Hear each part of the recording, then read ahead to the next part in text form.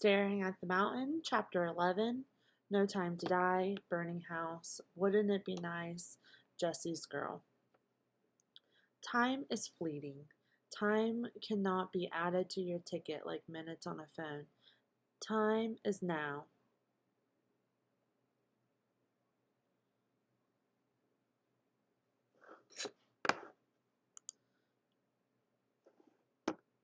Time is now. In December 2020, I knew that my mom was going to die from cancer.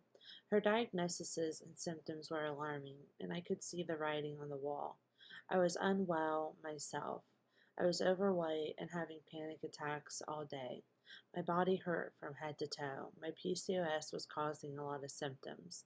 The wear and tear on my body from years of war, it was catching up to me. My PTSD blocked my entire life. I felt like I was lost in an invisible woods. I was sure that I was losing the war. I was not going to make it out alive, and I was not sure I wanted to win. I was the smiliest princess in all the land, but I was dying. The invisible diagnosis that I diagnosed myself with, it's long.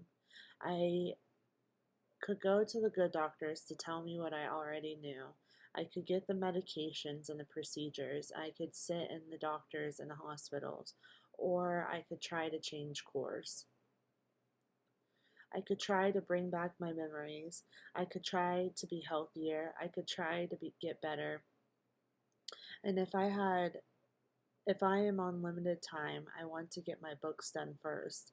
I want to fulfill my dream before I got bad news. I could not withstand a bad news talk from doctors.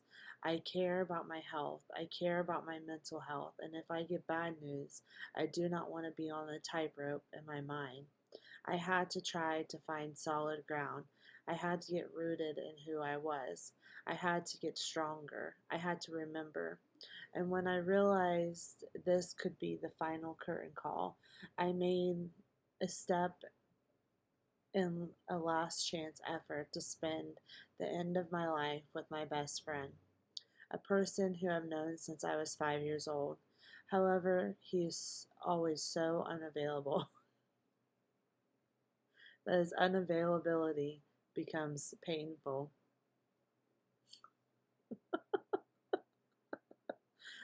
Oh, catch a hint, Stace. I did not want to break what was left of my heart. I did not have energy for games. He has danced around with avoidance of saying what he means. I grow exhausted from the game. I did not like time. I did not have time for it. I was making my arrangements.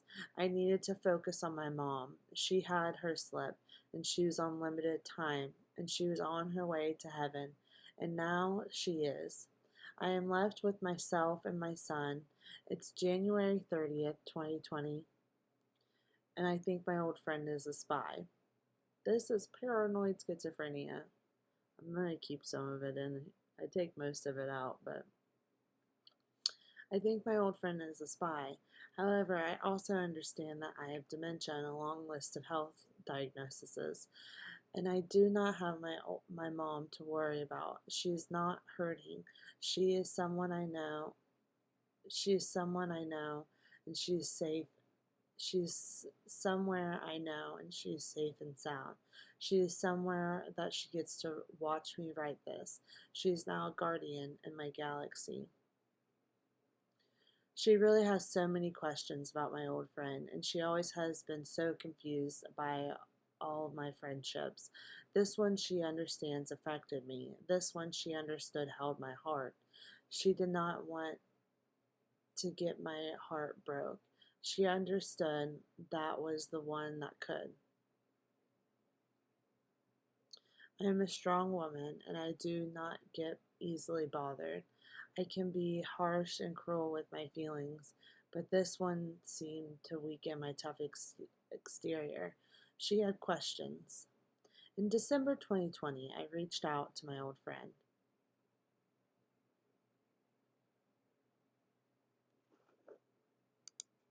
After 6 months of the entire universe telling me to reach out, I ripped the band aid off. Mr. Shadows told me he was in town, along with dropping hint after hint that my old friend was obsessed with me. The feeling mutual.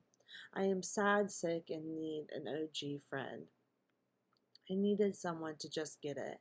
I needed someone on a different level that cannot be found on Tinder. And I need someone that knew me, and I needed someone I did not have to explain myself to. I wanted to face bad news with my best friend. You know the scene in the notebook when Noah has not seen his sweetheart? Why? Because he's sick in the hospital because of a heartbreak. Allie loses what was left of her mind. Those scenes where she's missing her old friend and reading to her, where she's slow glimpse of a memory, your heart just breaks for her. You know on the inside dying slowly because you just want Noah to come save her from that room. And like the stallion PIP pimp, he walks in looking like a cutie pie. He goes up to the desk like a smooth Casanova, and that receptionist did not have a chance. She got one good look at Noah, wanted all of that. That She was sweet on Noah, and Noah may have been 85, but he was still Noah. His soul did not change, and even if he was an old man, he was still like he was, a young boy standing at that festival, staring up at her. He was still handsome, sweet, and charismatic as ever, and he needed to save his sweetheart. And if that meant sweet talking, then that's what he shall do. That receptionist used coffee as an excuse to leave, leaving Noah the opportunity to save Allie.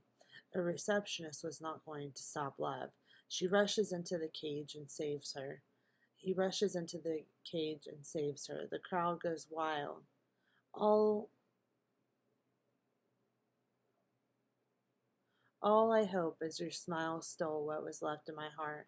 Now I have lost you forever. A quote I wrote in my diary during this time, April 2021, on my way to get my son. Let's carry on. Anyway, where was I? I am bad at wandering off. Noah grabs her and she remembers. We cry, you cry, we all cry. Then she says, stop everything, sit down. My heart is not ready for her to say what she is about to say. Dear God, buckle up. My heart cannot even. Do you think our love can take us away together? Sobbing like a baby. Then he says something I could not hear over my crying, crying like a newborn baby. Wink, wipe tear, wink, wipe tears. Stacy, get it together. Hear this. Our love can make miracles happen. Now, let me tell you why this hits a little different. Days prior, I decided that it was time for a divorce from the ex-husband of mine. He had lost his way, and it was time to get my purse and leave. I am like staring at the sun, hotter than fire. Doubt it, doubt, and that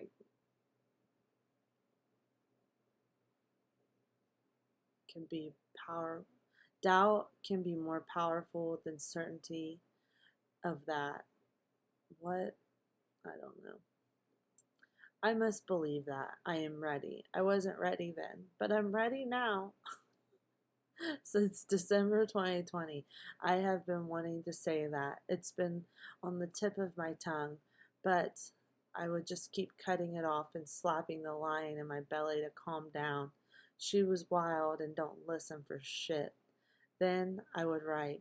In 2018, I was broken deeply. My parents were able to fulfill my lifelong dream of going to Yellowstone. And I have thought of no greater beauty could exist. I love watching places to go shows.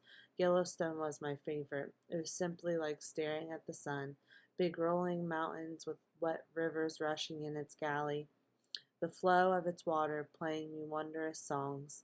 And my parents have been in the fight of their life for their entire life.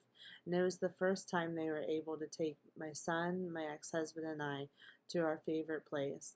This was right after They saved the day with my car. Spending 5 grand to repair it right before my trip, my transmission went out, completely out. I was broken from the inside out, and my depression was pulling me underwater, and only I could see. My eyes were not holding up the dams that were about to break. Then my car just stopped in the intersection of fuck it all and what is life. Then here comes the why me, and why is this happening to me? Why me? Why always me? Why can't, why, when am I going to catch a break? Was I just a bad person? I believe everything in me that the fundamentals in life, bad is bad, good is good. Give to get an intention, empathy and sympathy save your soul, and stop and put yourself in the shoes of someone else. This is a dying trait. I have worked my ass off to get I've worked my ass into the dirt to pull myself out of bad circumstance after another, and honestly, I'm amazing at it. Everyone goes, "Oh, Stacy is back. Yay." Back in 2018, I had lost my way. I had lost her. My values were shot. My heart was dying. My soul was fading. And this was because I was not following my own advice. I'm the best advice giver, but I cannot hear my voice. I was gone. I was buried. Now I can see through the ordeal, but back then I was blind, and now I see. My marriage was the worst it has ever been. My ex-husband had become I had to put my boots on to climb up the mountain I wanted to be on. Freedom. The mountain of freedom was the most important mountain. I wanted to be free of it all, free of perception, free of illusions, free of it all. I wanted to ride off in my happily ever after with my son. I choose happy. I choose joy. I choose life I want. I choose the life I want. In the moment, I am smart enough to know better, but I still choose wrong. I am talking head talk. Everything that you are comes from head talk. This is manifestation. Words manifest in your life, and if you say that you are something, you are. Years I thought I was fat, I became fat. Years I told myself I am great, I am great. And if I say it, I become. The devil will come in your head and steal your power, flooding your head with words of doubt, breeding your insecurities and anxieties. Being able to design your life is power. And if you doubt yourself, you kill the power. If you do not hold fast and steady on what you want, if you feel you are undeserving or unable, then that is what you will be. If you think you are not capable, then you're not capable. If you say it loud, I am capable and I will become and be great. If you feel that, you really feel that, that, my friend, is how you move those mountains. If that mountain is in your way, move it. My goals and my goals are my mountains. There is only one way to a goal, climb. Exhausting from Exhausted from climbing, set a new goal mountain and climb it. You have no other choice. Choose your goals, work for yourself, work for your dreams, clock in for your dreams, set goals and work to them. Climb for yourself, and reaching your goals will be the summit. Reaching your goals leads to freedom. There is no greater mountain to climb than the one of freedom. Fear of failing, fear is the devil you set back. Do not let fear sabotage your climb. Get smarter, work harder, and climb higher. Fear set fire to those goals. Fear says I can't, but you can. You can, you must, you will. And if it has not been done, then you will be the first. That goal is your God. That is going to save you. That is going to give you wings. It will give you freedom. It will empower you. It will give you all the warm fuzzies that you can give yourself. Only you can reach your goals. The goal only lives within you, and if you don't step into the light within, then you will fade away. Fear kills you day by day, year by year. It's the killer of dreams, and every time you choose wrong, making a decision that takes you farther than your goals, you give your power within away, giving it to the devil. The devil is your darkness within. The only light can drown out the darkness.